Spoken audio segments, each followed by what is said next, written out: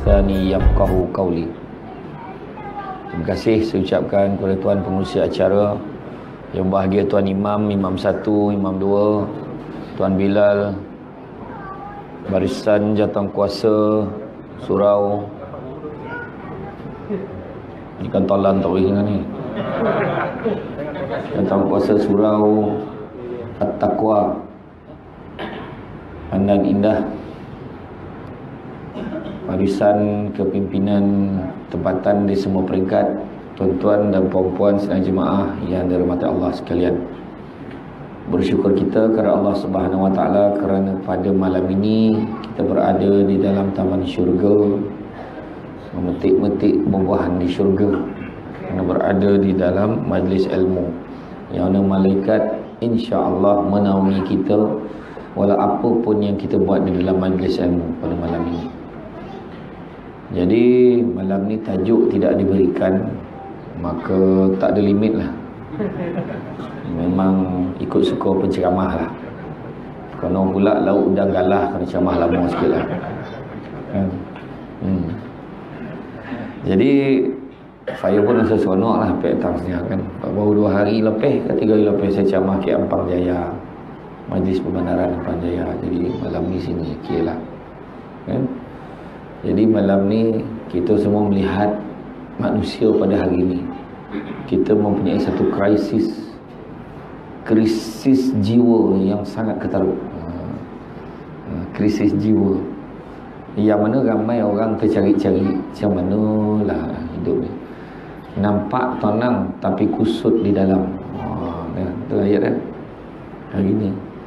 Duit banyak tapi tak settle. Duit sikit makan banyak, ya kan? Macam malam ni, mana ada bawa duit banyak? Ada tak bawa duit mana malam? Kira-kira belekat mana datang ambil duit, tak ada kan? Tapi makan insya-Allah saja boleh. Bertambah kan? Tak ada masalah. Ada orang tu duit banyak, rumah besar, tetapi tak tenang. Tu krisis jiwa pada hari ini. Ketenangan jiwa.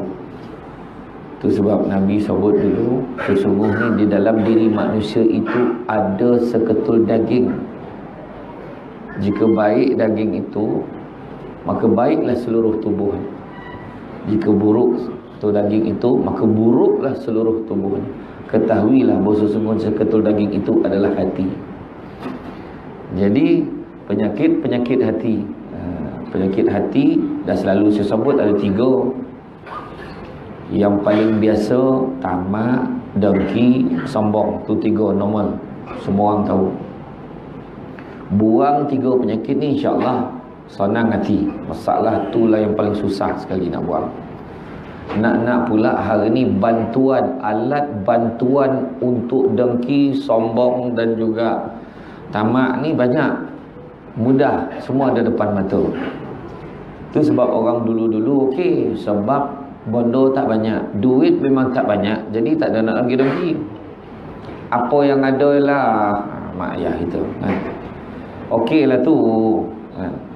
Dan orang kita memang sampai sekarang jadilah apa nak buat kan orang kita kan.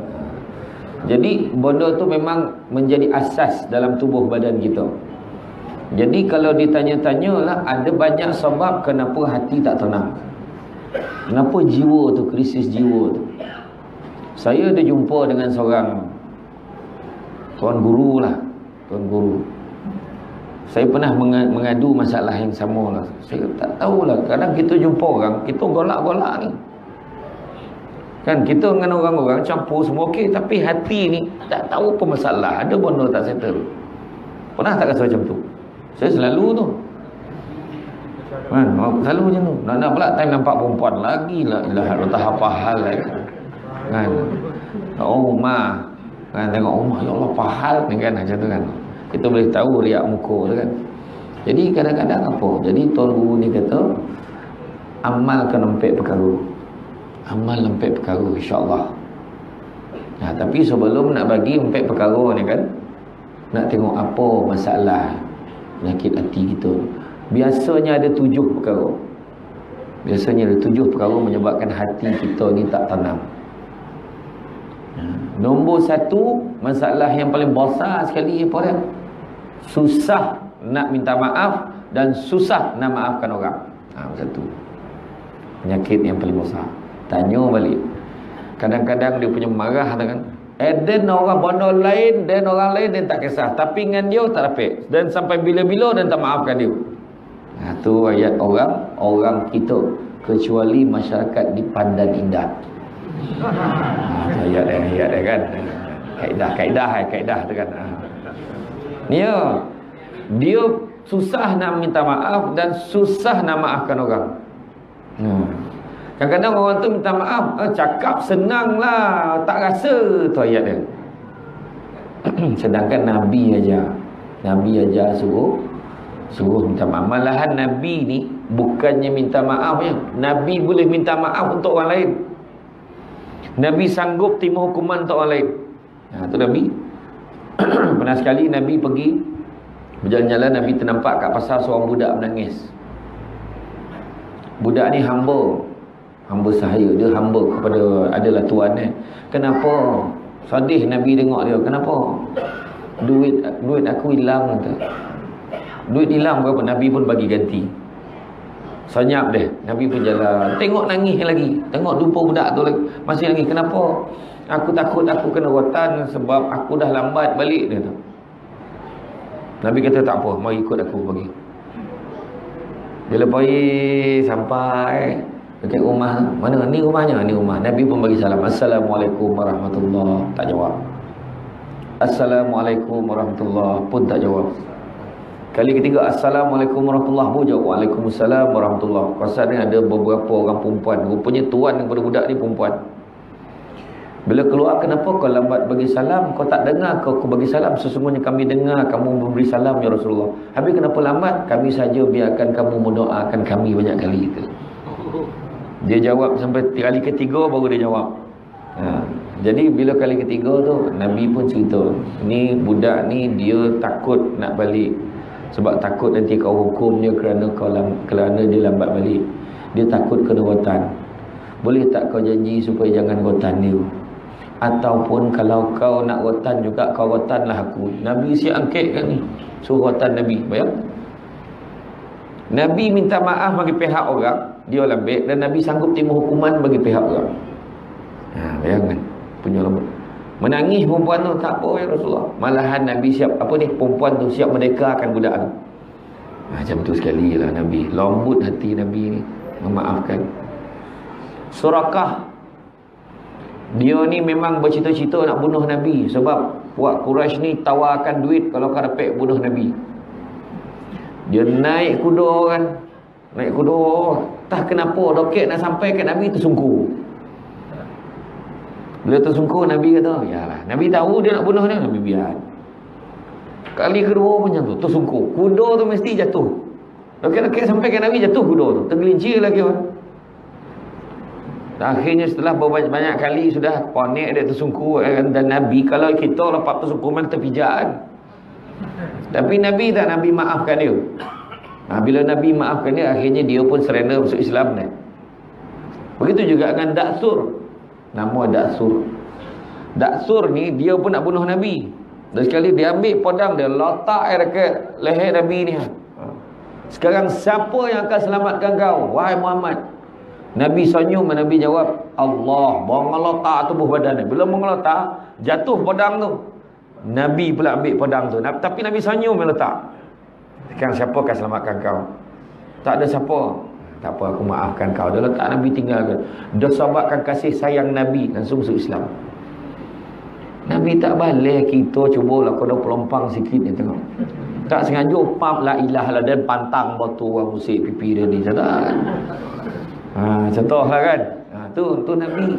Jadi makna minta maaf susah, memaafkan pun susah. Kadang-kadang tu sebab dalam standard persaudaraan dalam Islam ni ada dua standard. Kena tahu. Yang pertama nama ithar. Ithar ni biarlah kita susah, yang penting orang lain senang. Payah nak buat tu. Kita susah, orang lain senang. Boleh buat? Ya. Pinjam duit dia nak pakai, dia ada RM10 tapi tak apa, nah kau ambil dulu. Dan pandailah dia cari dia. Rapih tak macam tu? Tak rapih tau. Termasuknya bercakap ni. Bukan cakap orang tau. Kan kita menolong orang tak ada sampai tahap menyusahkan diri kita sendiri. Tapi tu tahap yang paling tinggi iman itu. Dia sanggup, contoh kita dah kumpul duit. Kan? Ada berlaku kat Malaysia ni. Dia dah kumpul duit nak pergi umrah. Dapat dah kumpul 3,500. Kawan dia nak pinjam, boleh tak dia nak pinjam? Ambil lah teh, dia bagi. Akhirnya entah macam mana, tak sampai pun orang tu bayar balik kat dia, ada orang lain sponsor dia pergi umrah. Tu dah. Tapi kita yakin makna dia yakin masa tu duit tu bukan hak dia dah. Pergi ke orang. Tuan, kita sanggup tipu utama memang tak ada. Ada ni. Kan? Memang tak ada. Sebab lepas ni ubah perangai tu. Ubah perangai beg duit tu, kalau nampak duit besar, jangan sayang. Doreh pecahan. Boleh pecahan sebab supaya standby nak tolong orang. Dalam hati tu kita niatnya dan pecah duit ni senang nak sedekah, nak tolong orang. Masa tu dah kira pahala dah, niat baik dah kira. Tu sebab Allah Ta'ala Maha Pengasih, Maha Penyayang. Kawan pun datang, kita dah pecah dah duit 10 susu 10 kan. Tadi saya kata kita makan pecahan ada RM95. Waalaikumsalam. Aku tak tolong. Apa kau nak? Aku nak pakai duit. Berapa kau nak? Tak apa ganyak tu, berapa ganyak tu? Berapa kau nak? 100. Ambil, tahu. Tahu bagi RM10. RM10 kan? Itu okey lah tu, kata kan. Nampak, tapi kita bagi. Dia pun akan fikir tau. Alhamdulillah daripada tak ada. Dia akan fikir. Kan ada kat bagi daripada tak bagi. Macam tu lah kira kan. Tahap kita macam tu kan. Jadi tahap yang pertama tu susah, tapi ada tahap yang kedua. Tahap yang kedua tu nama dia salamatus sadri dalam persaudaraan ni. Salamatus sadri ni maknanya berlapang dada. Tak ada bersangkut-sangkut dengan orang, tak ada marah dengan orang. Itu tahap kita. Tu sebab kalau kawan kita tu buat dia tak bagi duit, contoh lah contoh dia pinjam duit dengan kita, dia tak bayar gitu. Dia memang tak maafnya. Dia dah lah nak pakai duit. Osah lah kita marah kan, kita marah. Tapi kalau orang terlapang dada, biarlah agak belum ada duit agak ada sok dia bayar. Bang, tak bayar lagi. Agak dia terlupa. Biarlah. Mak, lapang dada kan senang. Ya, orang perempuan ramah kadang bodoh macam tu bapa jadi. Iya, bukan perempuan pandang indah sampai lain. Perempuan pandang indah okey. Kan, ya. Kan, bab duit memang itu jadi hal. Ya. Tu sebab dulu sahabat, saya tak ingat siapa nama Khalid bin apa. Dia dapat duit 200,000 dirham dia bawa balik. Mono. Isteri tanya, "Wahai suamiku, kenapakah kau bersedih?" "Aku bawa balik duit 200,000 dirham." Sedih. Kenapa? Aku tak tahu macam mana kita nak jawab dengan Allah nanti. Tanggungjawab atas duit ni.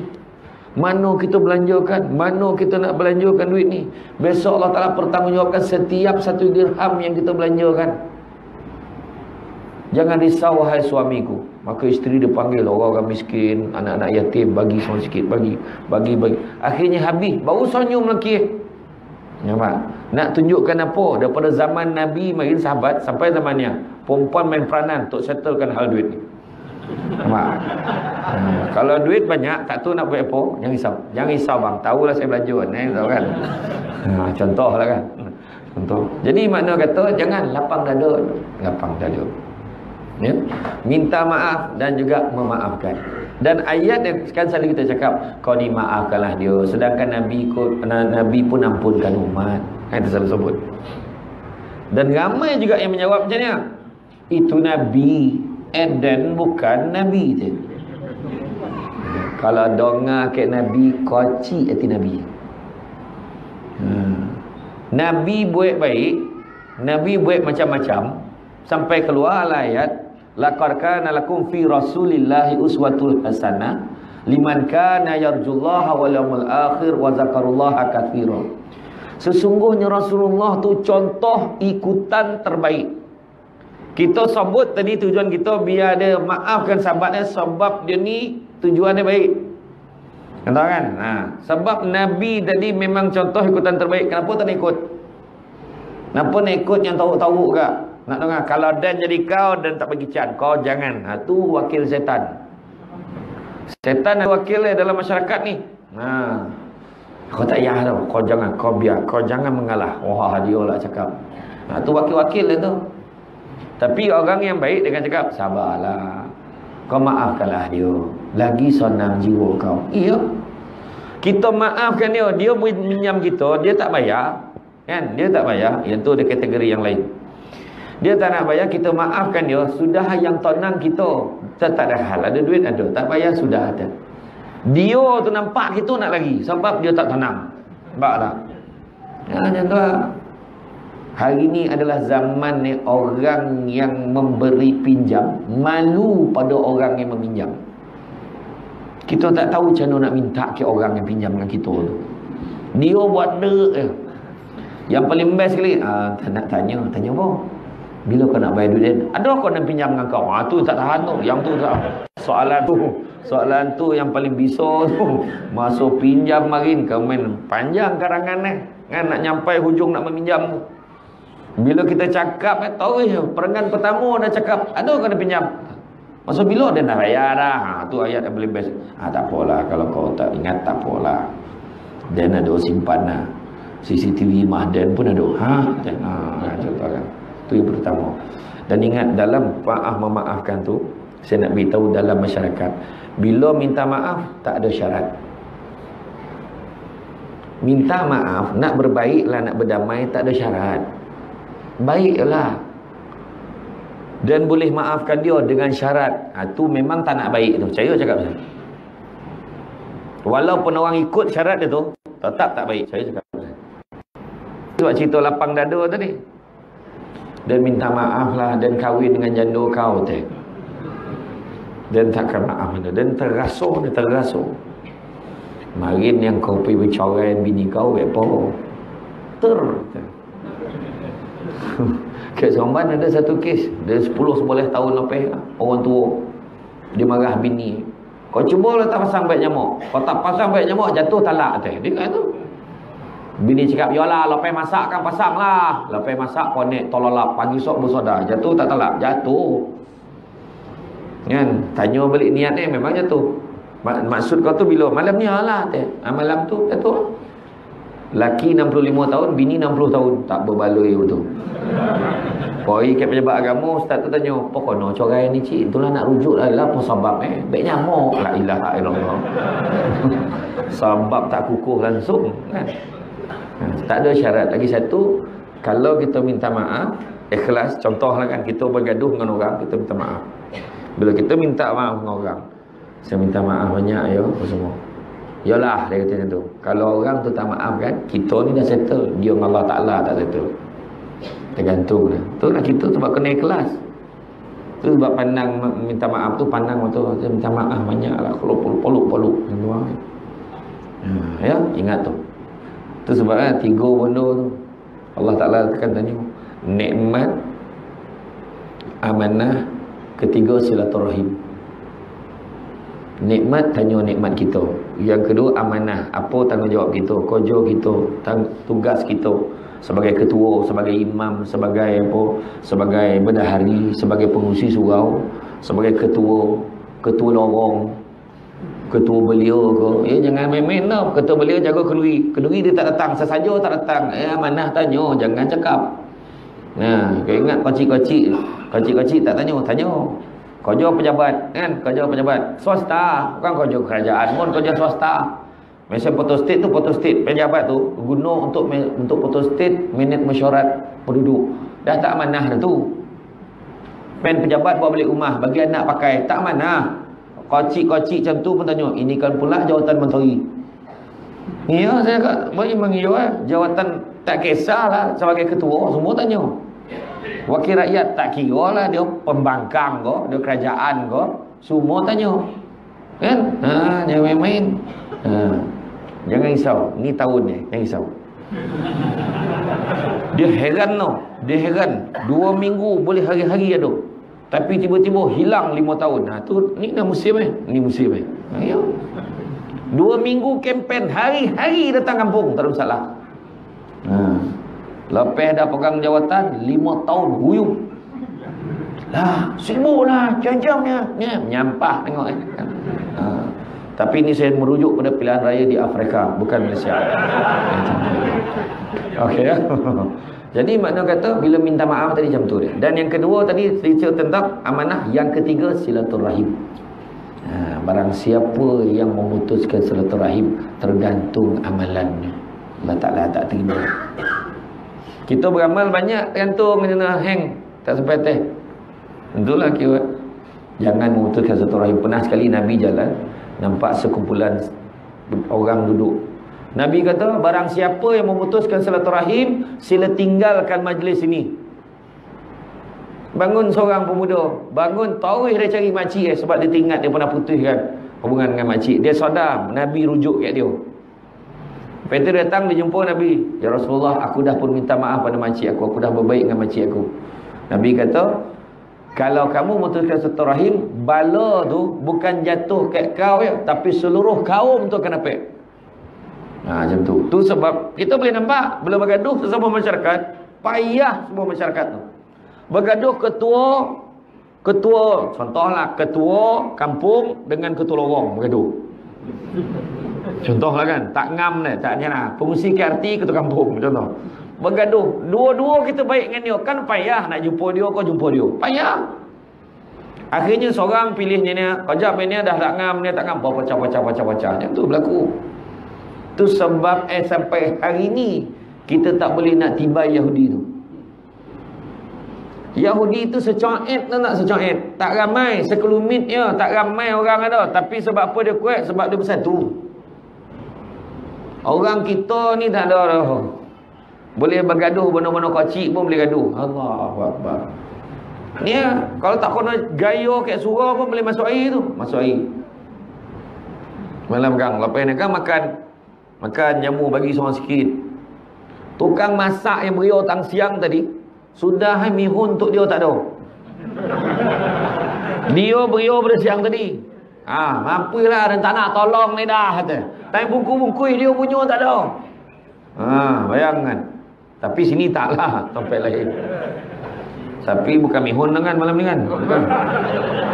Bukan ya? Kira mana tahu. Tu kan itu. Kan sompek katanya tu kan. Ya, jadi makna kata dia maafkanlah macam tu. Jadi silaturahim nak kena jaga. Susah. Bila pun semua orang susah. Tu sebetul Nabi sebut tu satu kaum tu kena. Nabi ni bila cakap, benda tu kadang tak nampak masa tu. Zaman kita nampak. Mana ada? Macam jiran lah. Sahabat tanya, ya Rasulullah, siapa jiran kita? Nabi kata, 40 kiri, 40 kanan, 40 depan, 40 belakang, 40 atas, 40 bawah. Monung sahabat. Kiri kanan faham, depan belakang faham, atas bawah tu. Macam mana ni pandang atas? Macam mana tu Rasulullah? Kau ikut je lah. Rupa zaman kita baru jumpa. Rumah flat, apartment. Makna bila sebut 40 kiri, 40 kanan, 40 depan, 40 belakang, 40 atas, 40 bawah, kita kena baik dengan 40 kiri, kanan, depan, belakang tu. Kalau tak boleh baik dengan jiran atas, bawah, pindah. Itu kita siapa duduk atas pun tak tahu. Mencurah mengamaki hamun celaka betul orang atas ni. Kena pun tidak kan. Tengok. Faham tak? Itu sebab persatuan penduduk tu selalu di baik majlis. Baik majlis turun sebab kita kena baik dengan semua. Kan? Macam ni. Tu sebab surau ni tak ada masalah. Sebab setiap kali ceramah memang macam ni ramai. Okey tu. Kan? Semangat imam kan. Mana tak semangat? Subuh macam ni punya ramai. Hui kan. Cara golak tu tak ada harapan. Kan dia pun pandang Yoko kan. Dia pun sampai boleh tanya Yoko. Contohlah kan. Jadi tak apa. Maknanya cerita tadi silaturahim. Memaafkan satu dengan yang lain. Itu satu. Nombor dua, kenapa hati kita tak tenang? Yang kedua adalah disebabkan oleh, nak ingat balik. Jangan mah terlupa tu. Yang kedua adalah disebabkan oleh kita kurang menjaga solat. Solat tak jaga. Kenapa tak jaga solat? Sedangkan solat itu tiang agama. Itu sebab saya selalu cakap, perjuangan Nabi salah satu yang paling utama adalah mentauhidkan Allah. Bila tanya bab mentauhidkan Allah ni, ya tak kita mentauhidkan Allah? Ya tak. Saya tanya, betul ke kita mentauhidkan Allah? Memang. Tapi kalau dirujuk kepada fakta kes, macam tak mentauhidkan Allah. Allahu Akbar, Allahu Akbar. Azan maghrib. 7 hari mencintaimu. Biar aku jadi penunggu. Abang Bomber, I love you. Suri hatiku Mr. Pilot. Tak adalah. Tapi pada pukul 7 itulah drama Melayu mula bersiaran. Dan berapa ramai baru-baru ni keluar fakta, 7.2 juta rakyat Malaysia menyaksikan, mengikuti drama 7 hari mencintaimu dengan bangganya. Tanpa sadar 7.2 juta itulah lekor time maghrib. Itu sebab saya suruh tu tukar waktu tukar waktu pukul 6 sampai pukul 7. Selalu saya cakap lekor drama tak habis-habis. Setan akan kacau kita time tu lah. Ya. Dalam khutbah takhir Nabi kata syaitan dah lama berputus asa dalam untuk menyesatkan kamu dalam perkara-perkara besar. Dia takkan suruh kita keluar agama pun, tapi dia tak pernah berputus asa untuk menyesatkan kamu dalam perkara-perkara kecil. Macam tu lah. Allahu Akbar. Dah maghrib lah. Tak apa dah, sompek lagi. Syaitan tu bisik, sompek lagi. Tak pun waktu iklan kan kau semayang kata. Time iklan dia pun semayang. Setan pun bisik, tak dah habis iklan. Tak dah habis iklan.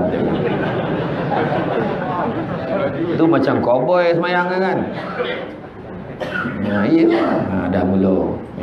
Itu masalah ni. Solat kena jaga. Solat yang paling kritikal dalam keluarga Islam di Malaysia. Solat yang paling kritikal, maksudnya yang selalu tinggal lah, subuh isyak. Nak ubah keluarga kita jadi okey, jaga subuh. Jaga subuh. Paling cantik sekali subuh berjemaah. Jangan semayang orang perempuan jaga mak atau perangai orang perempuan. Bang, bangun bang. Biasa dia kojut laki tu, dia dah selesai semayang. Dia nyosai tongkuk dia dulu. Jangan kojut, bang, bangun bang, kita semayang sama. Tak confident lah. Jangan nak tahu tak confident. Pergi belajar. Orang lelaki kena jadi imam kat rumah. Subuh pun subuh lah. Ajak anak-anak sekali. Biar barulah kita bayangkan tak tenang hati kita pergi kerja. Logo tu pergi kerja ni. Nampaklah pagi tadi semua semayang subuh dengan anak-anak dan semua subuh tu. Macam tu lah.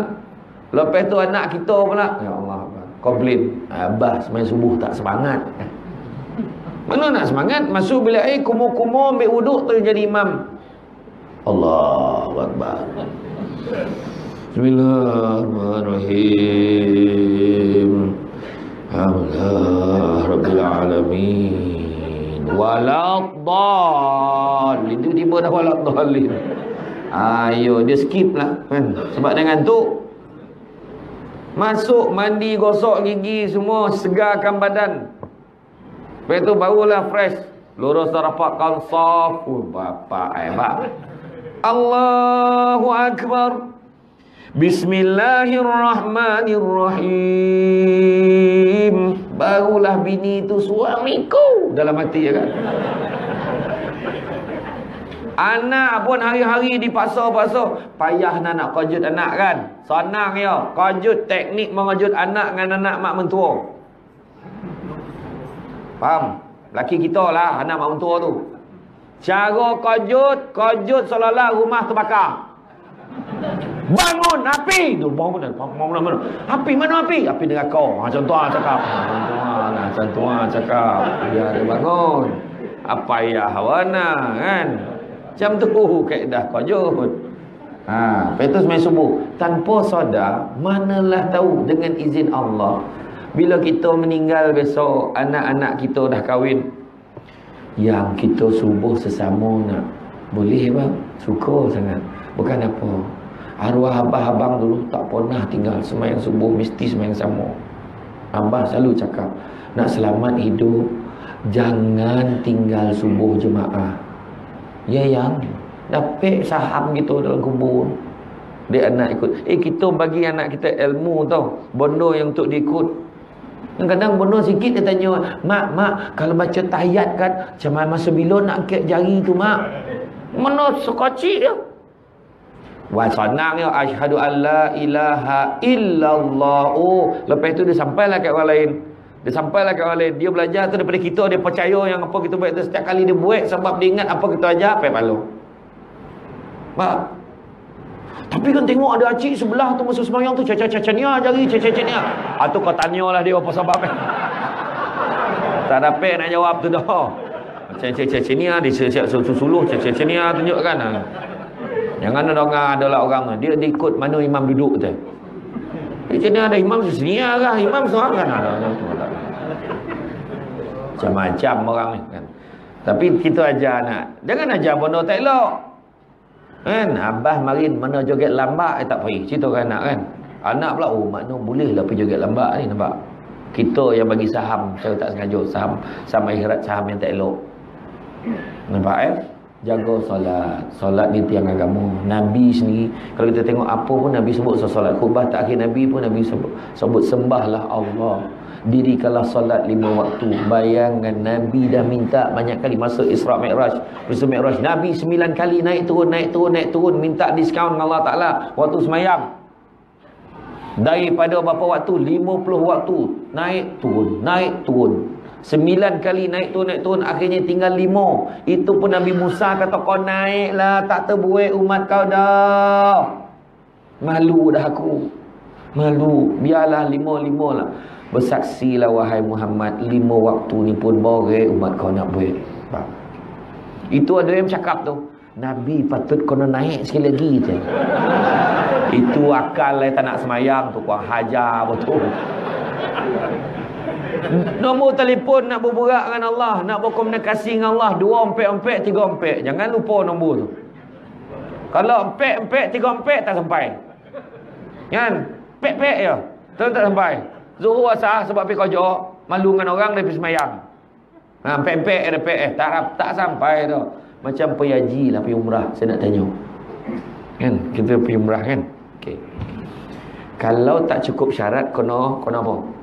Hadam kan? Kalau tak cukup rukun, tak sah kan? Batal kan? Cuba baca sikit rukun Islam. Kalau tak semayang, macam mana nak cakap kau Islam? Senang yang bahasa satu.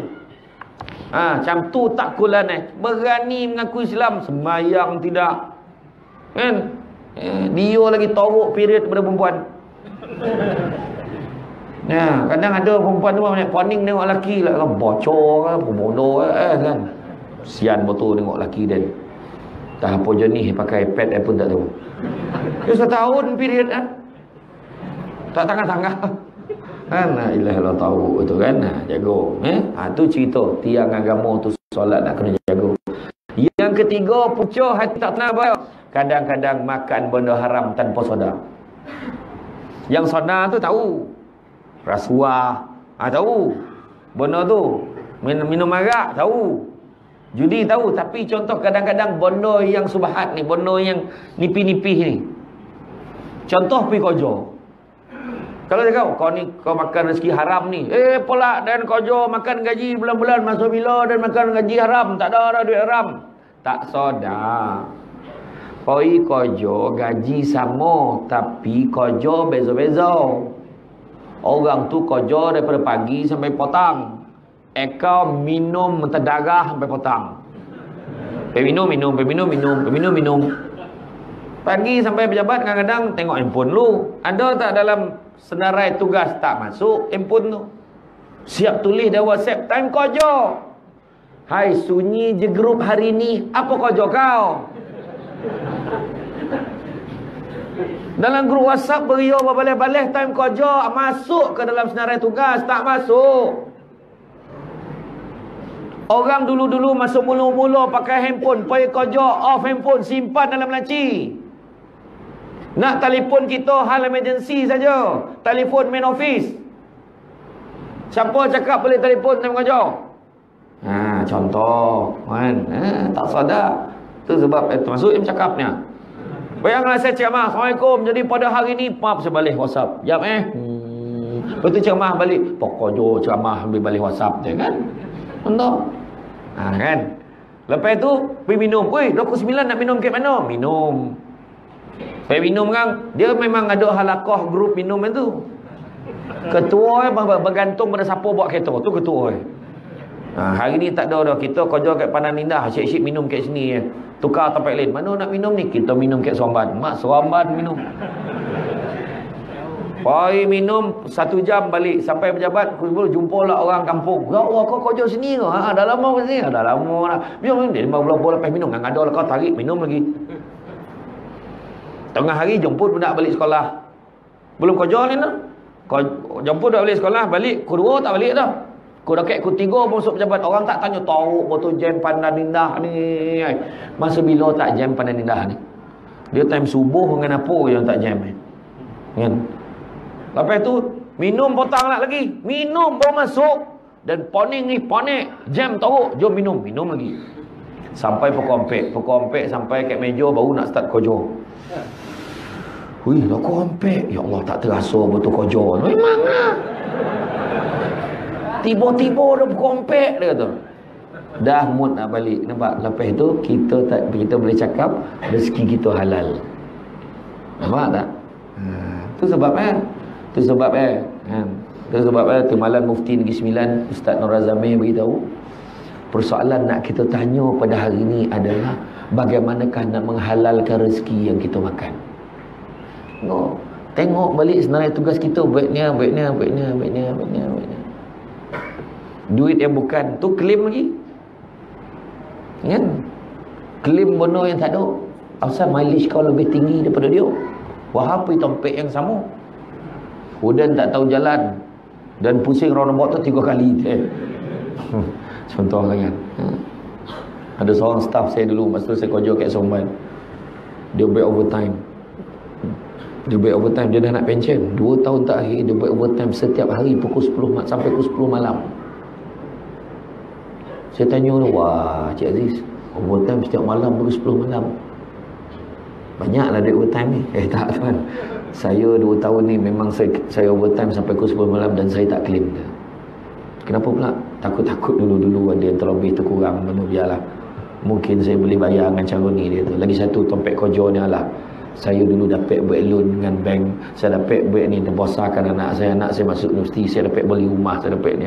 Inilah tompek kerja saya. Itulah cara saya balik. Mudah-mudahan Allah Ta'ala terimalah cara saya balik ni. Dia kan tu. Sampai 10 malam. Melainkan ada hal yang boleh tak baik overtime. Bayangkan. Setiap hari tu. Tak claim. Oi, saya kata handa tu. Bos pun tak dapat baik macam tu.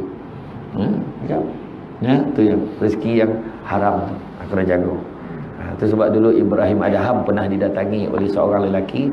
Dia kata, wahai Ibrahim Adham, aku nak baik maksiat. Aku tak boleh tinggal maksiat. Macam mana? Maka Ibrahim Adham kata, boleh. Kalau kau nak tahu baik maksiat, boleh dengan syarat kau boleh jawab 5 soalan ni, kau buatlah maksiat. Macam mana cara? Pertama kau cari tompek yang mana Allah Ta'ala tak nampak kau. Mana datang ni? Semua nampak. Tahu tak apa. Soalan kedua kau jangan makan rezeki yang Allah Ta'ala bagi. Makan rezeki lain. Semua Allah Ta'ala bagi. Yang ketiga, kau jangan duduk di muka bumi Allah. Cari muka bumi lain. Ada tak? Oh, ada satu tanah ke Ampang berbuka tak tahu siapa punya. Itu pun Allah Ta'ala punya. Kan? Yang keempat kalau malaikat maut datang nak cabut nyawa kau tangguhkan. Wahai manusia, aku nak cabut nyawa kau. Macam ni lah. Dan sibuk ni. Kau datang dalam minggu depan. Boleh tak kan? Tak mahu ni dah. Kalau dah tu time mati, tentulah. Dan kemudian yang kelima, tatkala malaikat nak masukkan kau ke dalam neraka, kau tangguhkan. Bagi aku hidup dulu, aku nak ibadah dulu. Lepas ni baru kau tentukan aku masuk syurga ke neraka. Akhirnya jangankan 5, 1 pun tak boleh jawab. Kan? 1 pun tak boleh jawab. Tu dia. Tu yang kedua. Yang ketiga dah kan? Ompek lah kau. Ompek ke 3? Tak. Maksud saya tadi, hati tak tenang tadi. Keempat ni 4. Orang yang catit kena tanya. Kau adalah tak mencatit.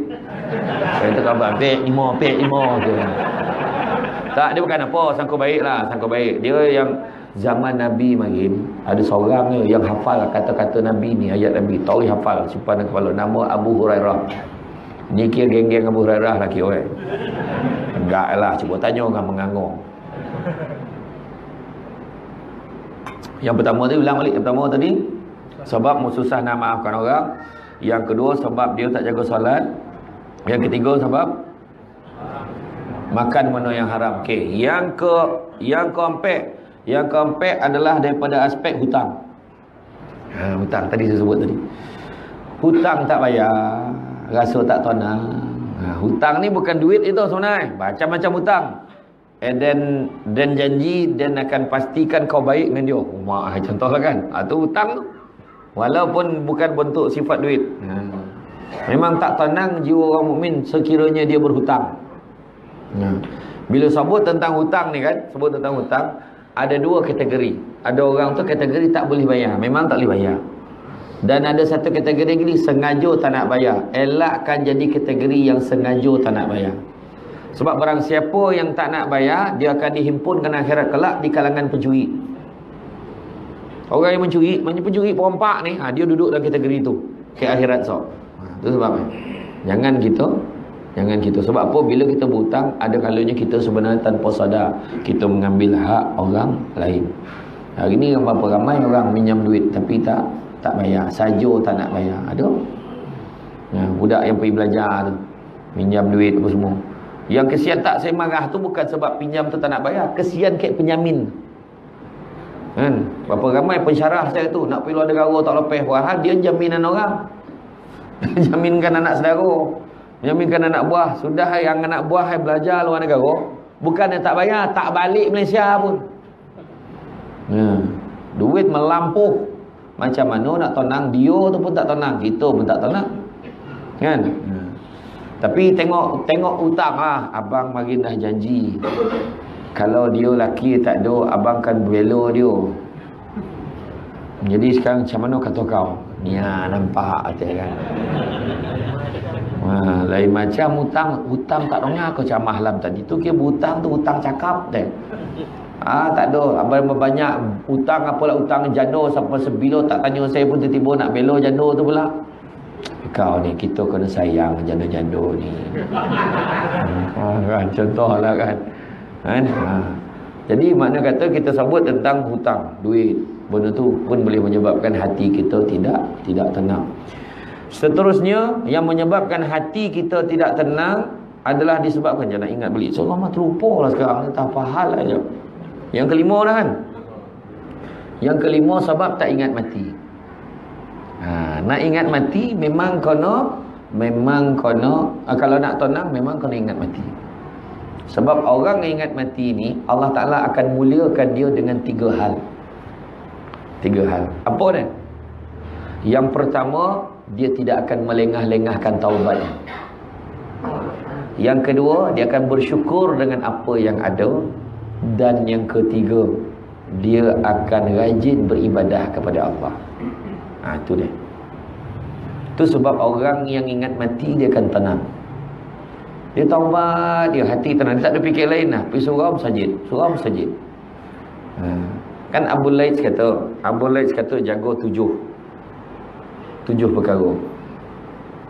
Pertama, jaga lisan kita, mulut kita bila bercakap. Kadang bercakap tak sadar tu. Kan ni macam ni. Sekarang ni lisan ni ada dua. Satu lisan berlidah, yang satu lagi lisan berjari. Lisan berlidah yang kita cakap, lisan berjari yang bercakap pakainya. Pakai jari, WhatsApp, WeChat, Facebook. Jaga. Fitnah yang paling senang sekali yang berjari. Tanpa sadar, tu lisan juga tu. Lisan tak jaga. Cakap macam ni. Dia kata macam ni lah. Kan dia kata walaupun dia taib. Dia kata macam ni dalam WhatsApp tu. Dia kata macam ni dalam Facebook tu. Dia kata. Sekarang ni kalau buka dalam Facebook, tak kurang 6 ke 7 fanpage Syamsul Debat. Yang saya buat satu, Al-Hijrah buat satu. Yang lagi 5 tak sesiapa buat. Siap jawab soalan tak terdaya tu. Apa pandangan Ustaz? Macam ni lah, masa bila dia jawab? Ya, jaga-jaga. Jangan saya kena beritahu ni, sebab takut besok dia jual barang, tuan-tuan beli. Nak pergi nak pergi umrah sampai ke KLIA tak tahu apa pergi. Takut macam tu. Orang kan ni macam-macam, saya pun tak tahu nak trace macam mana orang tu. Takkan nak cakap kau ni boleh berhenti tak buat kerja macam ni kan. Betul, banyak orang buat sendiri je. Dalam Play Store tu, dalam Play Store kan, cuba type aplikasi Samsul Debat, dah ada. Tanya saya pun tidak. Susuko kau yang buat kan. Tapi setakat saya nampak dia bawa kebaikan, saya biarlah kan. Saya bukan heboh nak royalty ke apa benda, tak ada. Ni semua yang kawan-kawan saya yang datang, yang jual madu, jual malam ni madu tak datang. Bukan madu saya tau, madu labah. Kawan-kawan madu tak datang. Apalah. Yang jual madu lebah ke jual minyak wangi semua sahabat-sahabat dia datang meniaga. Saya okeylah tu. Dia bukan saya pun. Dia tolong jual barang-barang dia. CD tu pun saya kata elok tu sebab tolong orang kampung. Macam orang pokan tak apa buka YouTube. Wan-wan kat kampung tu toboh YouTube. YouTube tu apa benda saya kan. CD dia. Tokan YouTube dia wan dan nak CD dia. Dia lagi CD. Dapat dia tengok Samsul Debat. Aduh kan. Jadi contoh kan. Jadi makna kata kita cerita tadi ingat mati senang. Ingat mati kan syukur apa yang ada lah, sebab kita bila-bila boleh mati. Pasangan suami isteri yang naik kereta tu, kereta kocik tu, tak ada lah pasal benar kereta, kena himpap dekat tiang mati. Dia pun tak tahu itu kali terakhir dia jumpa anak dia keluar dah mati. Macam kita lah. Anak-anak semua tinggal rumah, mak abah nak pergi surau melanggar kat kereta. Bukan minta, tapi contoh macam tu. Anak pun tak sangka tu lalas dia nampak mak abah Mana kita tahu mati bila-bila masa. Malah dan lebih baik lagi Nabi pula, Nabi minta umur kita jangan panjang-panjang supaya boleh agak lebih kurang. Sebab Nabi sayang kita. Ya Allah sayang Nabi kat kita. Nabi sayang kat kita. Nabi kata jangan bagi umat aku umur panjang-panjang. Kita nampak macam tu, kenapa pula? Biarlah umur kita panjang kan. Tapi fikir balik supaya kita senang agak umur kita. Selain daripada aksiden, selain daripada apa, kita akan mati secara semula jadi. Biasa umur kita tak ada sampai 100 tu. Ni kalau 60 tahun biasa, 70 tahun ekstra, 80 bonus, 90 gegar vaganza. Kan. Kalau 100 jadi manusia tertua ke pandan ni. Kan? Jadi makna boleh agak jadi, makna tak payahlah buang masuk. Dan ni dah tak ada apa dah nak kerja. Betul tak? Kita umur 60 dah cakap dah. Dan dah tak ada apa nak kerja dah. Cukup lah tu. Bini dan 2 tu cukup lah. Contoh, orang perempuan macam ni tagak marahan. Tak, bini dan seorang tu cukup lah. Kan anak-anak dan tu cukup. Sekarang ni dan hidup dan ni lah dia. Dengan Allah Ta'ala yalah. Kan kita, sebab kita dah tahu. Udah penghujung dah. Bayangkan umur kita sama macam umat Nabi Nuh. 950 tahun. Kau berapa tahun lagi naik pencen? Adalah dalam 700 tahun. Lama lah nak tunggu. Lagi parah kan? Lagi parah. Kan? Iyo. Macam tu lah kaedah. Jadi tak patut benar kita tak sayang Nabi. Kita pun kena sayang Nabi. Kita tengok sahabat sayang Nabi macam mana. Waktu Jibril beritahu Nabi, wahai Muhammad, ketahuilah bahawa wahyunya sudah lengkap dan agamamu sudah sempurna. Beritahulah kepada semua umatmu. Selepas ini aku tidak akan turun lagi untuk menurunkan wahyu kepadamu wahai Muhammad. Maka Nabi pun sampaikan, panggil semua sahabat-sahabat, bahawa sesungguhnya telah sempurna agama kita. Bila sabut macam tu, komen riang semua. Agama kita telah sempurna. Sayyidina Abu Bakar yang sedih balik rumah, tutup pintu, kunci, mau nangis-nangis dalam rumah. Sayyidina Umar heran, apa pula dia sedih. Ajak sahabat pergi rumah Sayyidina Abu Bakar. Wahai Abu Bakar, apalah kau sedih lah? Bukan macam tu lah cakap ni apa-apa lah bunyi pilah lah tu. Kan ni translate. Jadi kenapa kau sedih wahai Abu Bakar? Manakan pula aku tak sedih. Dalam setiap kelebihan tu pasti ada kekurangan. Memang benar agama telah sempurna, bermakna lengkaplah sudah tugas Nabi, dan Nabi akan kembali kepada Allah. Dia tidak akan bersama dengan kita lagi. Anak-anaknya Husain semua akan menjadi anak yatim, isteri-isterinya akan jadi janda. Langsung menangis. Sahabat menangis. Bila menangis, todongan sampai ke rumah Nabi. Sahabat-sahabat dekat rumah Nabi pula kata, ya Rasulullah, kenapa tu ada bunyi orang menangis, menjoget di rumah Abu Bakar? Semua pergi. Bila pergi pula, kenapa ni, kenapa? Bila tanya, Rasulullah ni kenapa ni? Maka sahabat pun tanya, betulkah ya Rasulullah, dengan sempurnanya agama ni maka kau akan kembali kepada Allah? Ya, memang benar aku akan kembali kepada Allah. Menangislah semua lagi teruk. Saidina Abu Bakar lagi kuat sampai tumbang. Saidina Abu Bakar sedih. Saidina Ali punya mengelotong-ngelotong sedih, tak payah nak cakap lah, sedih betul. Macam tu lah sayang kat Nabi. Nampak tak? Kita macam mana? Ni cerita mengelotong kita pun sentuh kan. Jangan fikir gitu. Tak patut bona. Waktu Nabi nak dicabut nyawa tu kan, Nabi sebelum Nabi nak meninggal, Nabi tanya, aku ada tak siapa kebutan dengan siapa-siapa? Nabi kata, ada tak kebutan dengan siapa-siapa? Ada seorang lelaki nama, saya tak ingat nama. Dia beritahu, ada sekali tu dia kata, lelaki ni datang, pemuda ni datang, dia kata, ya Rasulullah, aku tu ingat lagi masa tu aku nak datang pergi ke engkau, aku nak cium bau badan kau. Dia kata, waktu aku nak cium bau badan kau ya Rasulullah, waktu tu engkau dengan tak semena-mena engkau terus memukul unta kau sebab kau nak pergi. Masa tu dia kat atas unta. Nabi atas unta, Nabi nak jalan, Nabi pukul tokono kat dia. Bam, kono kat badan dia. Birat kata. Tak tu saya tambah birat tu. Tapi kono kat dia lah. Bila kono kat dia, dia jalan. Jadi tu ya Rasulullah, kalau begitu pergi ambil tongkat aku tu, seperti yang aku pakai tu lah, barang aku pakai perminta, ambil dekat Fatimah, cik rumah. Ambil Fatimah kenapa? Sebab dulu Rasulullah pernah ni, jadi sekarang ni nak suruh qasas, nak suruh balas balik. Ambil bawa balik, datang kan.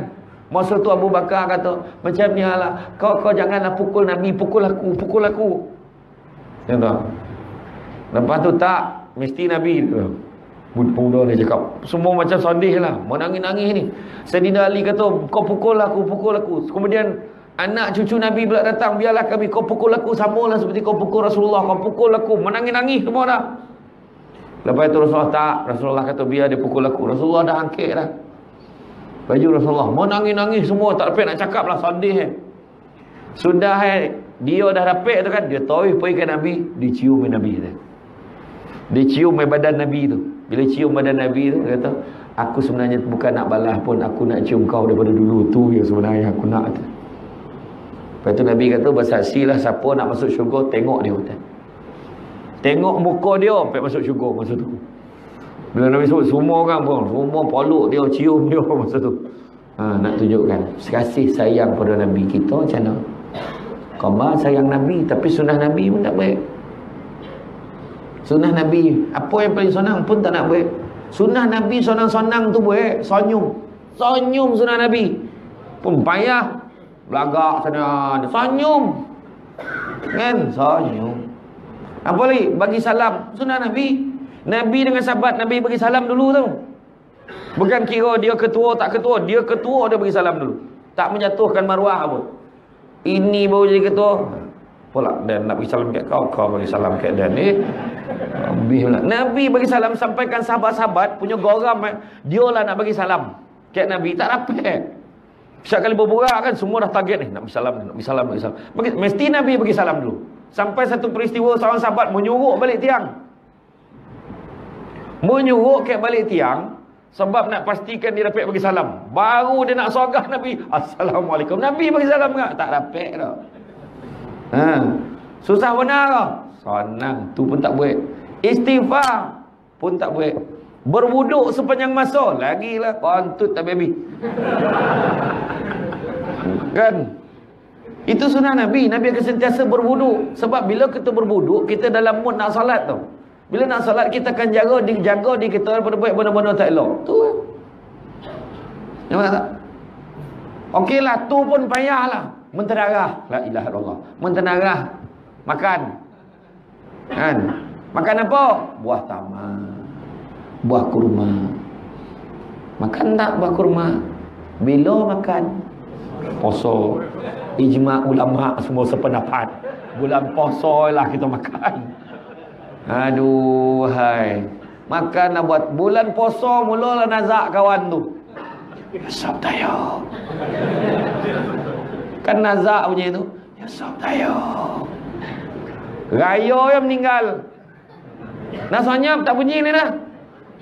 Tahun ni jangan risau. Bulan 5 sok bunyi ni lagi. Yusuf tayo. Kan? Dua bondo dan dua makanan dalam rumah Nabi yang memang ada. Pertama buah tamar, kedua madu. Ingat tu perempuan. Mesej mesti sampai.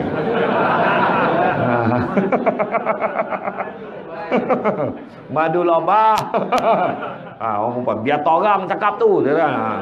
Maknanya buah tamar dengan madu. Buah tamar ni paling senang tu. Jangan dongang lah. Saya marah kan budak-budak. Ada budak-budak sekarang dia boleh cakap tu. Tak biasalah makan buah kurma ni. Orang tengok ni. Siapa salah tu? Mak ayah tak biasa dia. Suruh ni makan buah tamar.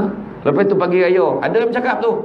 Weh, makan buah tamar. Memanglah zaman Nabi marin mana ada lamang. Tak ilaha illallah. Nabi sebut apa tu? Barang siapa yang meremehkan sunnahku, haram baginya syafaatku masuk syurga besar. Jangan meremehkan sunnah Nabi. Buatlah walaupun sikit. Nabi punya sayang gitu. Nabi bagi syarat paling ringan. Faman ahya bisunnati faqad ahabbani. Barang siapa hidupkan satu sunnah aku, maka dia sayangkan aku. Nabi tak cakap semua tau. Barang siapa hidupkan semua sunnah aku, satu sunnah aku pun sayangkan aku. Itu dia.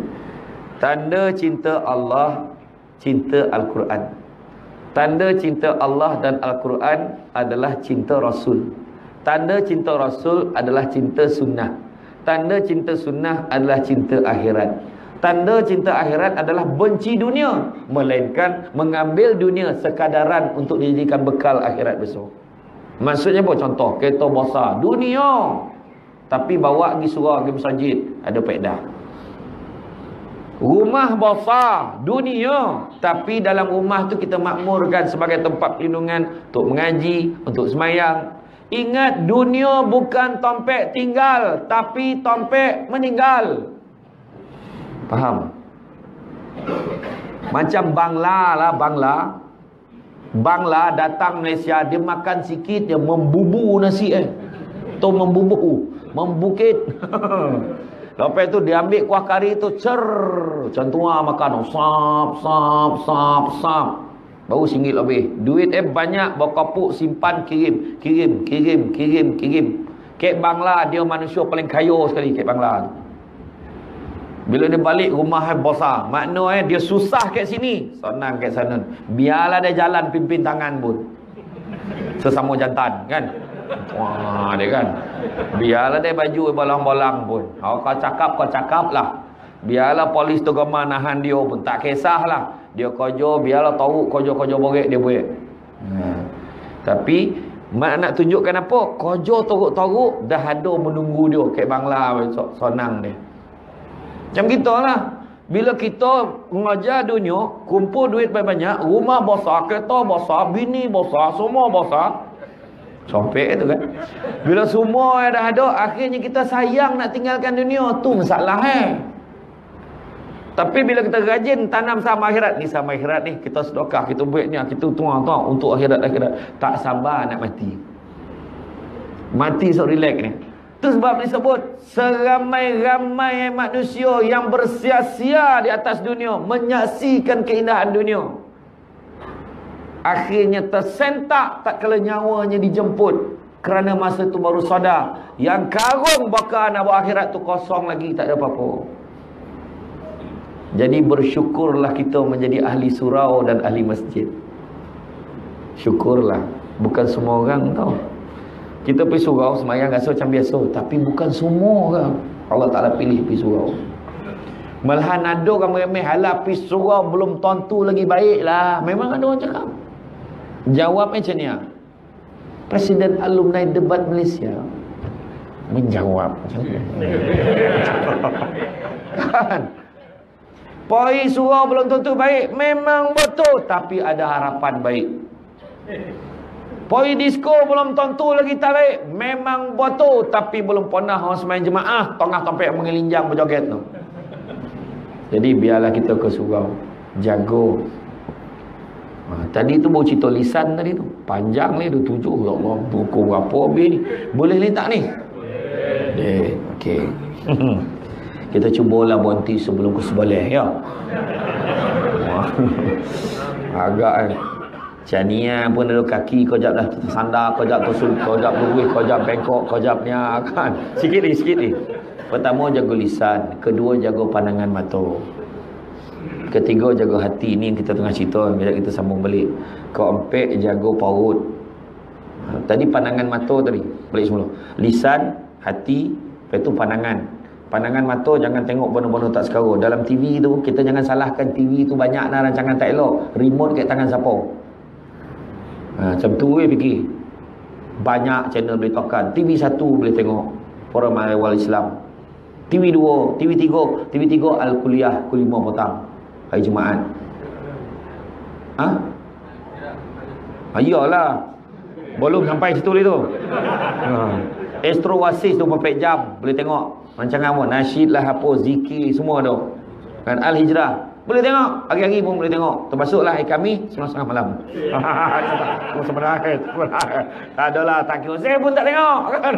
Tak masa bila tengok ceramah, ya mak pun dah bising dah ceramah tu kan. Lepas tu dah jaga pandangan mata, jaga perut. Jaga perut maksud jangan masukkan benda haram dalam perut kita. Kerana malaikat Nabi kata malaikat di langit dan di bumi akan melaknat manusia yang dalam perut ada benda haram selagi mana benda haram tu ada dalam perut itu. Jangan. Dan kalau kita mati dalam keadaan benda haram dalam perut, bersaksilah, jadilah kita sebagai bahan bakar api neraka. Itu dia. Lepas jaga lisan, jaga hati, jaga pandangan, jaga perut, jaga tangan. Tangan kita buat apa? Perbuatan kita buat apa? Hari ini Alhamdulillah nak program malam ni ceramah perdana. Eden tangan dan tadi sama-sama dan bantu masak ramai-ramai. Eden tadi dia tak mampu nak masak, dia tak tahan asap, dan nyapu titik cicak kat dalam surau ni, mana kat kapet tu. Eden pula tangan dan nyusun sejadah. Adalah peranan masing-masing. Eden pula tolong tarikkan tirai tadi. Yang seorang lagi pula tolong susun selipar kat luar. Susun selipar adik-adik ni, mana yang kecil-kecil ni, kalau tak ada kerja adik kan, kau nampak selipar tu, kau susun selipar tu semua ngadap keluar. Biar orang tua keluar. Yang pertama senang, sarung tulis keluar. Yang kedua, Nabi pun memang susun selipar Nabi arah keluar. Jangan perasan yang susun selipar keluar ni Jepun kan. Nabi dengan Jepun siapa lahir dulu? Nabi lahir dulu tau. Jepun ikut Nabi sebenarnya. Kita ikut Jepun tak dapat pahala, ikut Nabi dapat pahala. Susun. Bila susun, lambeklah orang sini balik. Dia dah biasa berterabur, mana pula selipar dia dah tak kena lah. Dia kalau berterabur dia kena, kalau tu susun dia tak kena kan. Okey. Jadi lepas tu jaga langkah kaki. Jaga langkah kaki, dan juga last sekali jaga ketaatan. Taat pada Allah terjaga. Dapat nikmat, dapat pergi surau, dapat pergi masjid, jaga elok-elok. Bila saya sebut langkah tadi, tu tadi cerita tadi. Jadi ingat mati langkah kaki kita ke mana? Ke surau. Kan? Setiap waktu pergi je ke surau, lazim ke surau. Sebab mati bila-bila masa. Bayangkanlah dalam perjalanan. Bang Mat kau meninggal, la ilallah ya aku. Dia meninggal masa bila? Tak, masa tu dalam perjalanan pergi surau. Kan elok cerita itu. Dia meninggal kat surau. Ya Allah, kat surau meninggal. Ya Allah, untung dia meninggal dalam perjalanan balik tang surau, ada sakit perut. Jadilah sakit perut balik, tapi daripada surau. Okeylah. Makna tampek yang baik. Dia meninggal on the way dengan kawan naik pergi urut. Kan tak elok cerita tu. Kan? Jadi itu seterusnya.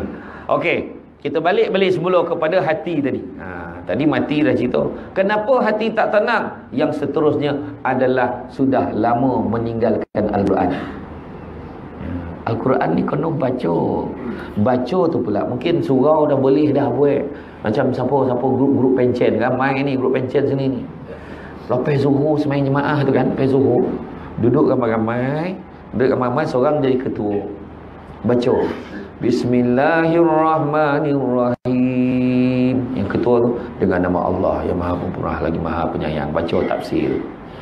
Alhamdulillahi Rabbil Alamin. Ramai-ramai baca.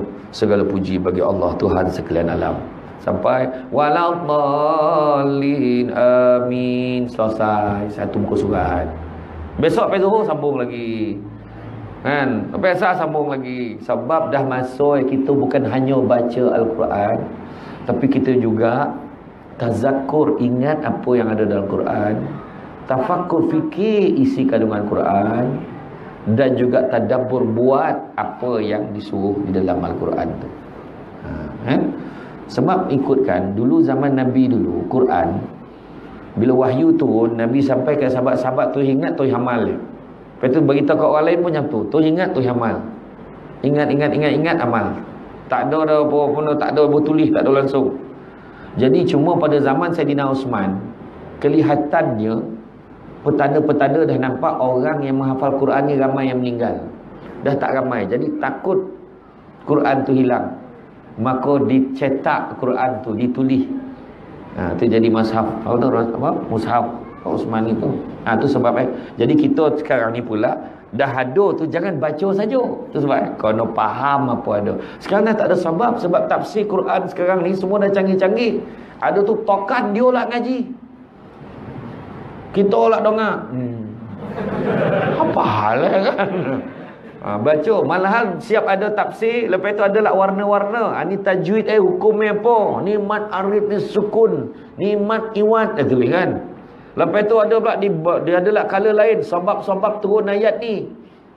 Ada kisah di sebalik semua ada. Jadi dah tak ada sebab lah. Kita tak nak baca, tak nak faham Quran ni. Al-Quran ni memang tengok pun dapat pahala. Ya.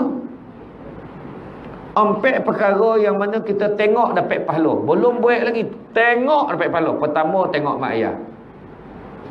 Tengok ibu bapa, tengok muka mak ayah kita pun dapat pahala. Apatah lagi kita buat baik dengan dia. Mulalah tu. Lepas ni telefon anak. Kau nak pahala tidak? Kalau nak kau balik tu kan.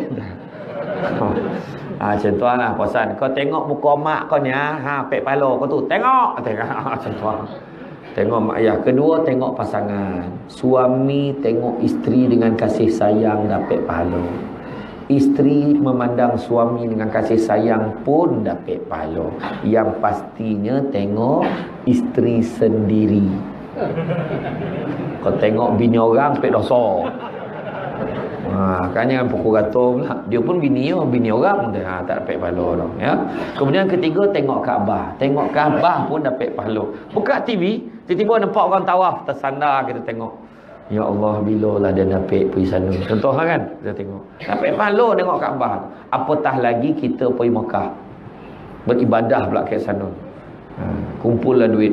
Siapa yang kena tipu, mana tu ada sesaudara pesan kat sesaudara kita yang kena tipu itu, yang dah bayar RM3,900 itu.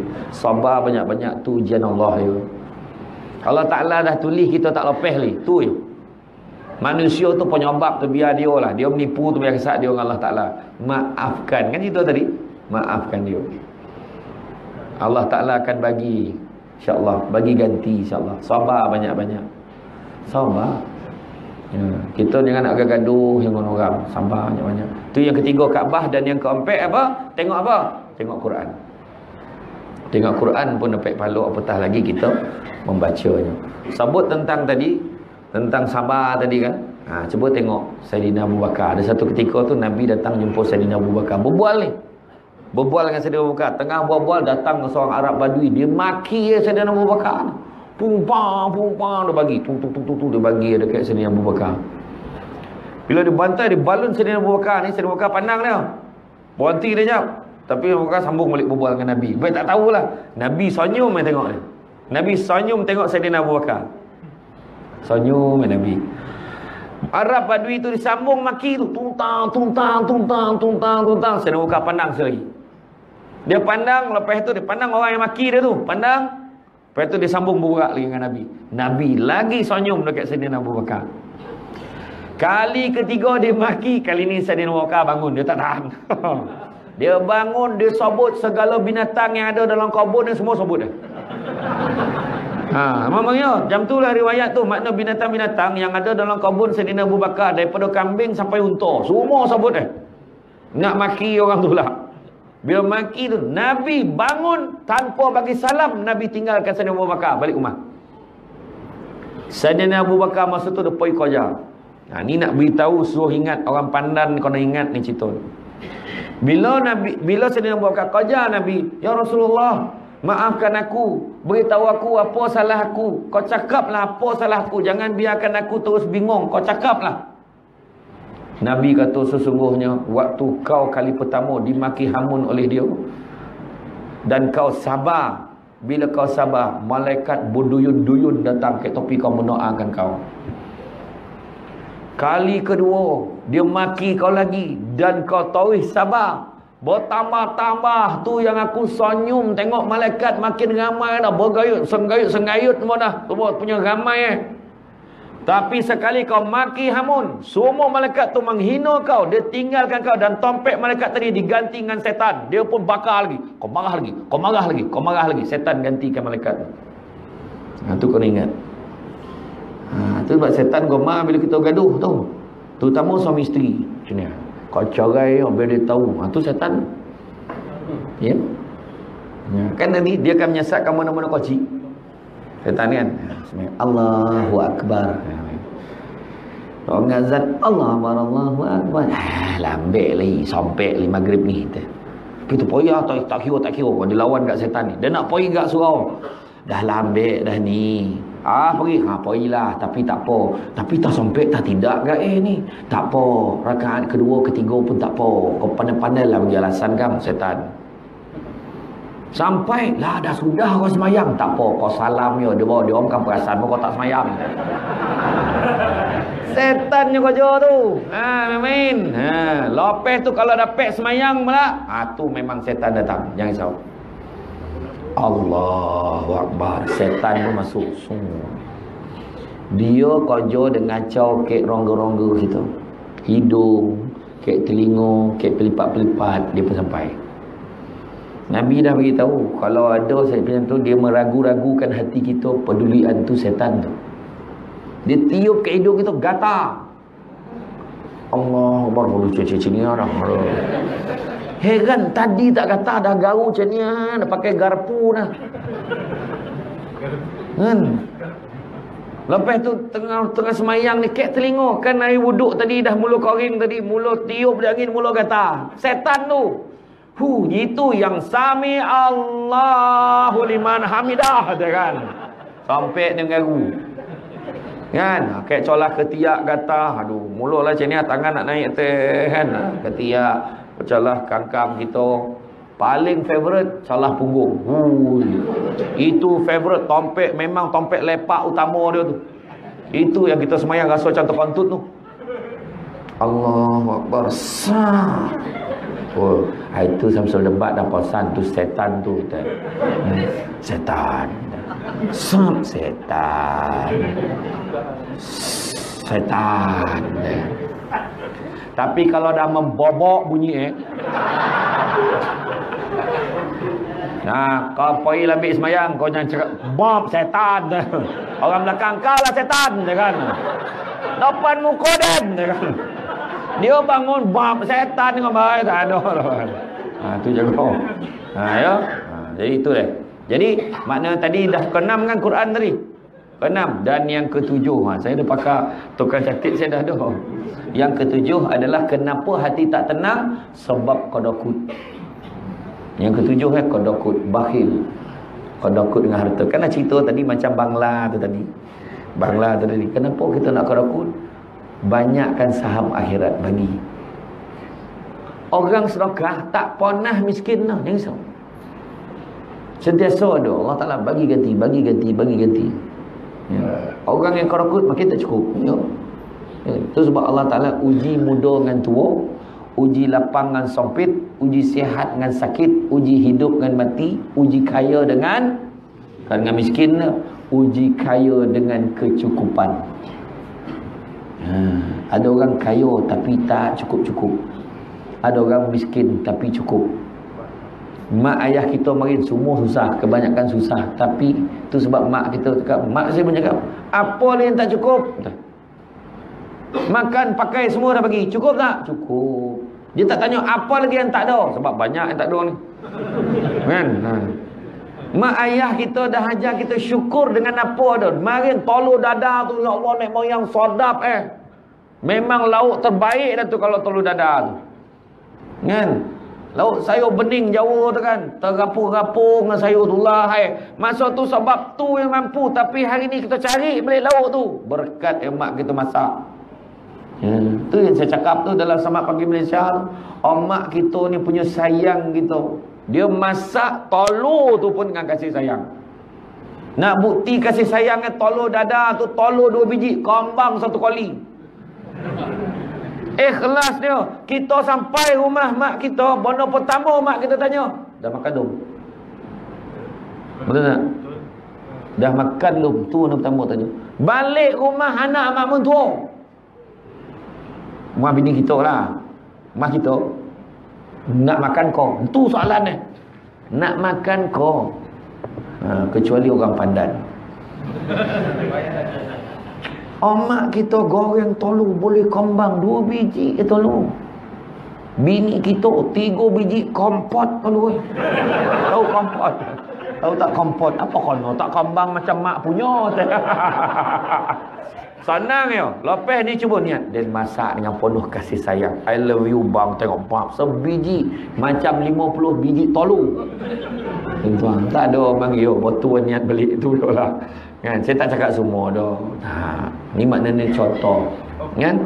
Jadi cerita pasal tadi sedekah. Sedekah banyak. Sedekah betul kata Tuan Guru Harudin tu betul. Jangan tunggu kaya pun nak sedekah. Sedekah sampai jadi kaya. Jangan tunggu dah alim pun nak berdakwah sampai jadi alim.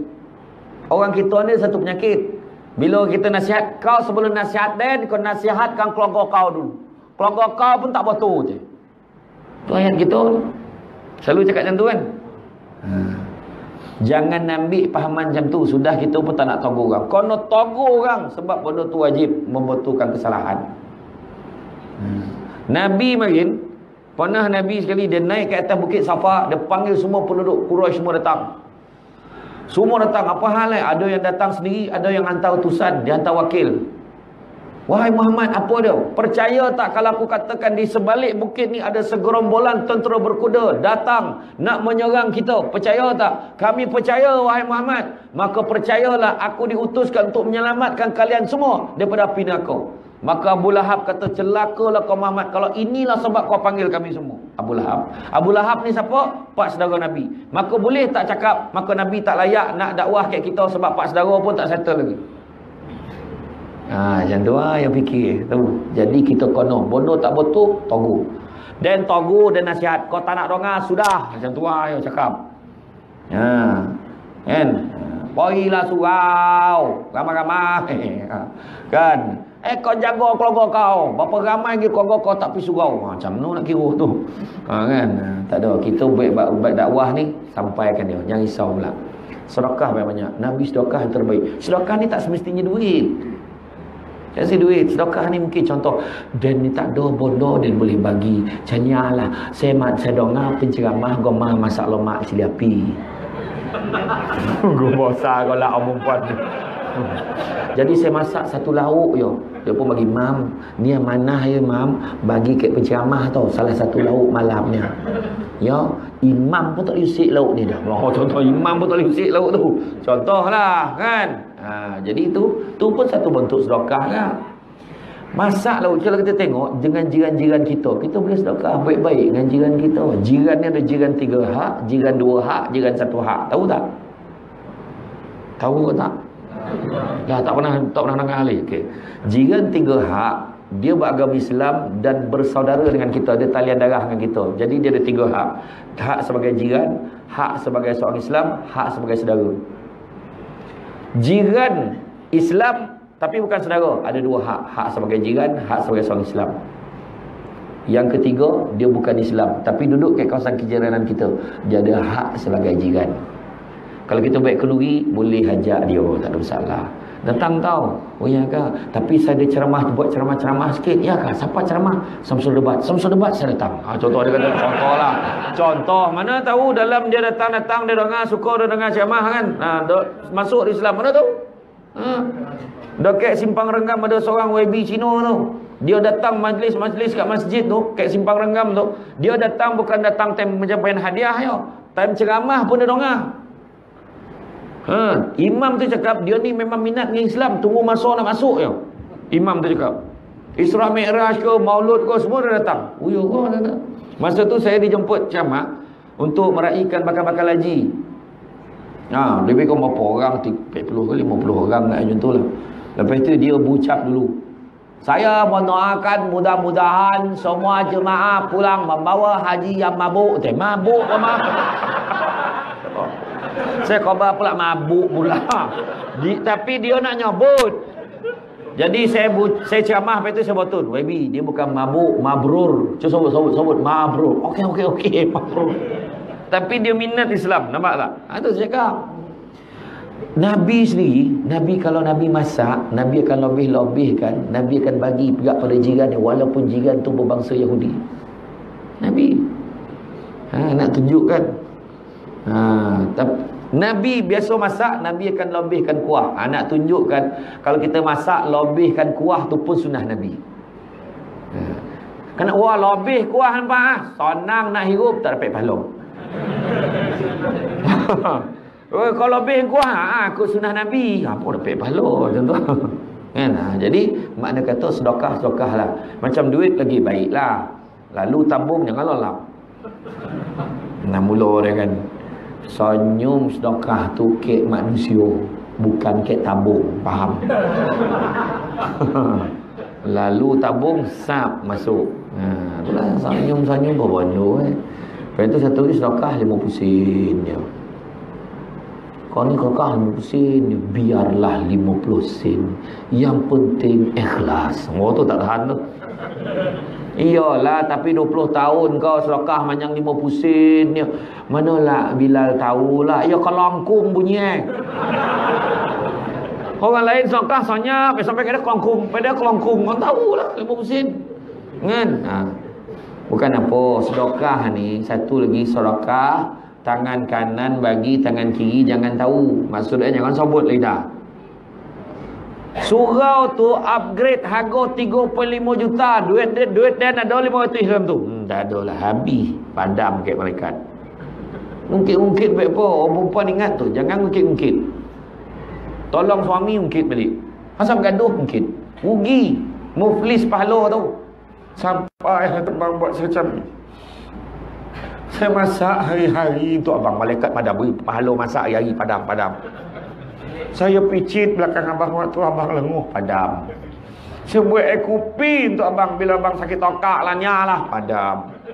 Yang paling rugi 7 anak saya lahirkan sakit sebab dia abang. Nampak?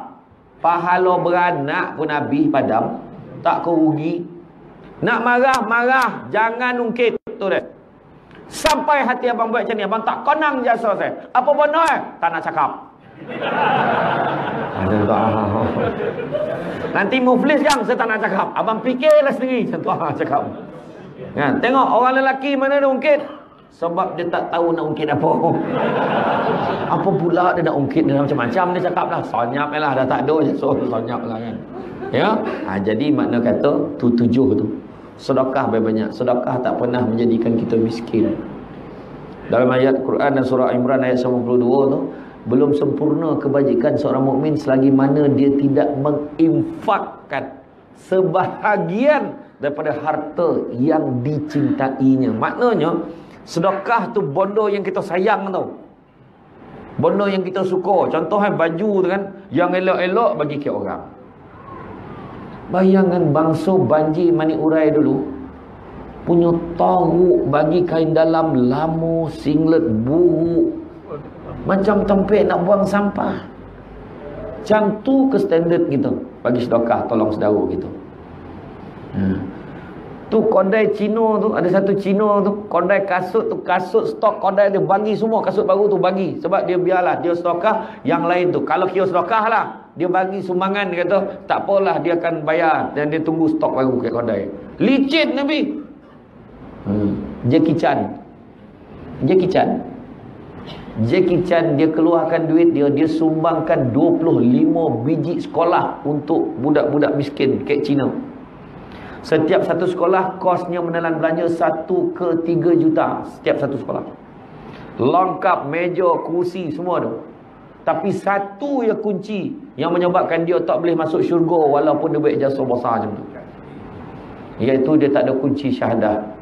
Asyhadu an la ilaha illallah wa asyhadu anna muhammadar rasulullah tu tak ada. Kita lah yang ada kunci kodokut tu masin.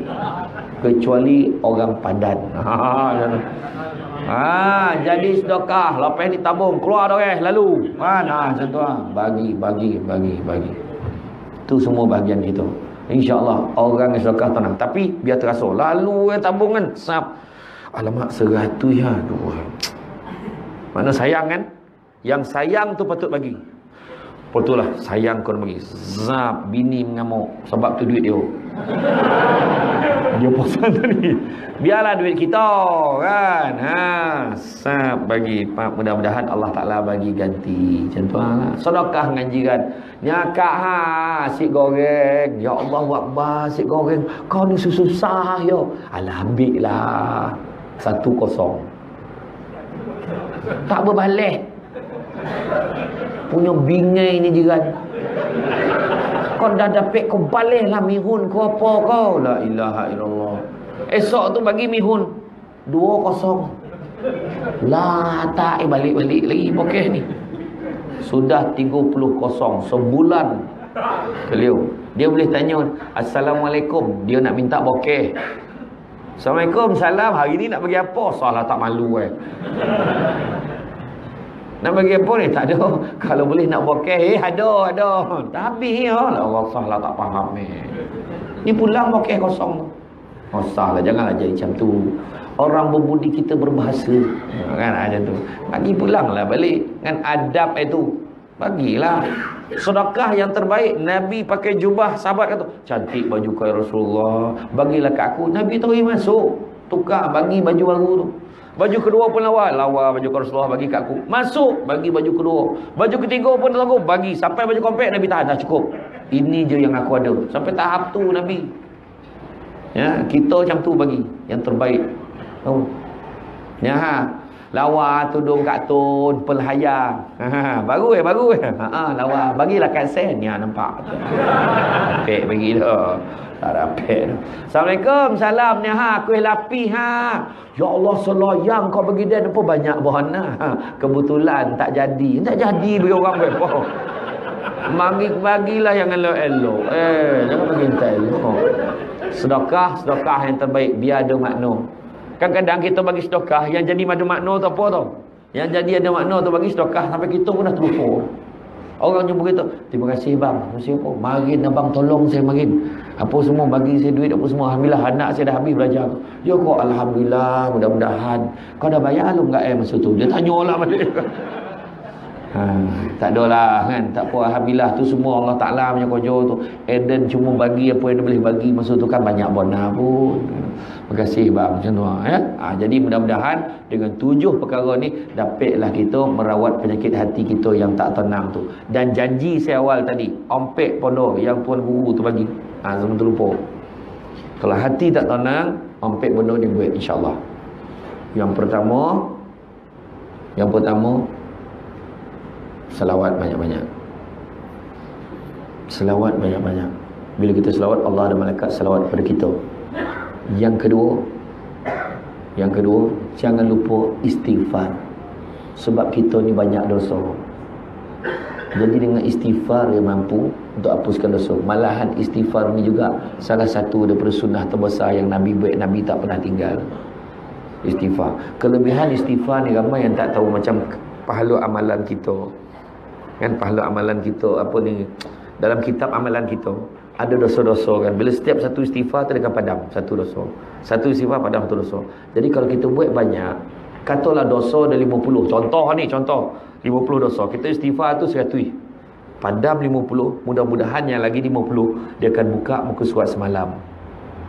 Buka muka surat sebelum. Tu sebab istighfar kena istighfar banyak-banyak. Tu yang kedua. Yang ketiga, hati Al-Quran sorapkan dalam hati kita. Apa hati Quran? Surah Yasin. Surah Yasin kita masalahnya baca hanya hari Khamis malam Jumaat. Buat Khamis malam tu ada hal, alamatnya memang tak baca lah minggu tu. Baca Yasin, lazimkan baca setiap hari. Baca Yasin ke handphone pun ada Yasin kan. Baca Yasin baca lebih kurang 10-15 minit. Kok gagap pun mungkin sejam lah. Kan baca. Jadi baca setiap hari. Jangan gagal, baca setiap hari. Sekejap baca sudah. Setiap hari baca. Kurang-kurang sekali. Nak masukkan hati Quran dalam hati kita. Dan yang keempat, perbanyakkanlah haukil. Apakah itu haukil? Haukil itu merupakan khazanah daripada syurga yang diturunkan khas untuk umat Nabi Muhammad. Umat sebelum umat Nabi Muhammad tak dapat. Apa haukil ni? Itulah dia. La haula wala quwata illa billahil aliyyil azim. Sarah ke Allah Ta'ala banyak. Kita dah tak mampu, tak terdaya dah. Biarlah Allah Ta'ala bagi yang terbaik untuk kita. Ingat tak masa Nabi pergi naik atas, naik satu tangga peristiwa Mi'raj, ulang kaji balik ni. Kan tu jumpa dengan Nabi Ibrahim. Nabi Ibrahim kata, tak pernah aku tengok umat yang paling mesakin sekali umat kau lah. Miskin, kuih, koring. Dah lah umur tak panjang, ibadah apa malah. Lebih kurang macam tu lah Nabi Ibrahim cakap. Jadi Nabi Ibrahim kata, suruh umat kau tanam tanaman di syurga. Apa dia? Bacalah subhanallah alhamdulillah wala ilaha illallah wallahu akbar wala haula wala quwata illa billah lalil azim. Itulah dia. Itu khazanah pada syurga bagi. Jadi amallah ya. Jadi rasanya cukuplah setakat itu. Terima kasih banyak kepada pihak Jawatankuasa Surau kerana sudi mengundang saya pada malam ini. Mudah-mudahan kita jumpa lagi di lain masa. Booking tarikh bulan puasa. Lain dah penuh, jangan minta awal pada tu. Ya. Mudah-mudahan ada kebaikan, panjang umur, murah rezeki, kita jumpa lagi. Minta maaf banyak kalau ada tersilap kata, terkasar bahasa. Sesungguhnya yang baik itu datang daripada Allah SWT. Yang baik itu semua daripada Allah. Dan yang buruk itu datang daripada kekurangan saya sebagai manusia biasa. Pokok sekayu daun selasih. Thank you, terima kasih. Assalamualaikum warahmatullahi wabarakatuh.